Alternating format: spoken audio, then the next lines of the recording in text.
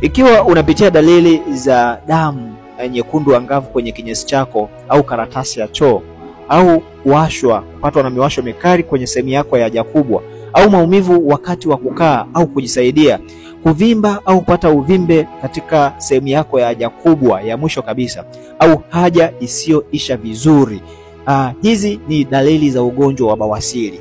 Bawasiri ni uvimbe wa mishipa ya damu kwenye sehemu ya haja kubwa, sehemu ya mwisho kabisa ya utumbo mpana, au kwa karibu na tundu la haja kubwa.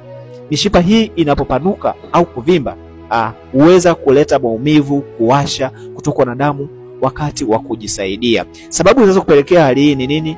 Moja ni kwamba kujisaidia kwa shida au constipation. Hali hii inafanya unasukuma choo kwa nguvu na kubana mishipa. Lakini sababu ya pili, kukaa muda mrefu kwenye choo, pia hii inafanya kubana mishipa. Kuhara au watu wanaoharisha mara kwa mara wanaweza wakapata bawasiri. Uzito mkubwa uliopitiliza pia unaongeza pressure na kusababisha bawasiri. Ujauzito, kuna kupona shinikizo kubwa sana tumboni wakati wa kukaa, mama mjamzito anaweza kupata bawasiri. Kuzeeka, wazee wanaweza wakapata kwa sababu ya mishipa kuwa dhaifu, hasa umri unapoenda, zile tissues zinakuwa dhaifu sana. Lishe duni ambayo pia haina nyuzi kwenye vyakula vyako inaweza kupelekea bawasiri. Sababu ya mwisho ni kunyanyua vitu vizito mara kwa mara. Sasa bawasiri imegawanyika, kuna bawasiri ya ndani na ya nje. Bawasiri ya ndani yenyewe hizi zinakuwa hazina maumivu kwa sababu hakuna neva nyingi za maumivu humo ndani yake, lakini pia dalili ni kama kutoka damu nyekundu ambayo inang'aa, lakini pia kwenye kinyesi, damu nyekundu kwenye kinyesi, na baada ya kujisaidia pia mtu anaweza kutoka damu.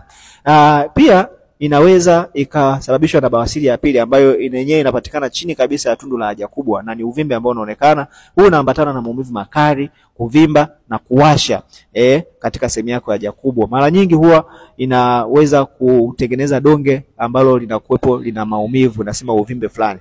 Watu wengi wamekuwa kimbilia kwenda kufanya matibabu hospitalini, ambako unaweza kupewa matibabu ya aina mbili, ukapewa dawa au ukaambiwa utumie ubadilishe lishe yako. Lakini asilimia kubwa wengi wamekuwa wakifanya upasuaji. Upasuaji sio suluhisho.